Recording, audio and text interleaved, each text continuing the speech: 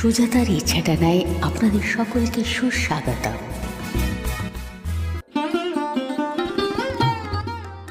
আমার সেই গল্পটা এখনো শেষ হয়নি, শোনো।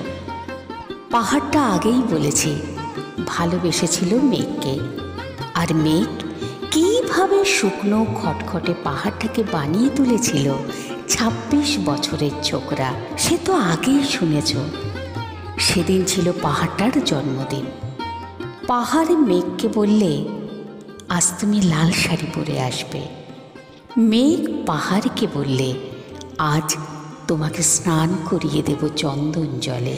ভালোবাসলে নারীরা হয়ে যায় নরম নদী, পুরুষেরা জ্বলন্ত কাঠ। সেইভাবেই মেঘ ছিল পাহাড়ের আলিঙ্গনে আগুনে, পাহাড় ছিল মেঘের ঢেউ জলে।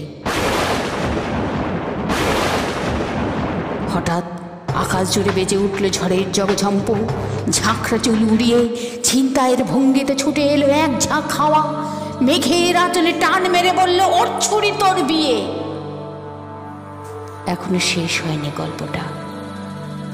বজ্রের সঙ্গে মেঘের বিয়েটা হয়ে গেল ঠিকই, কিন্তু পাহাড়কে সে কোনোদিনই ভুলতে পারল না।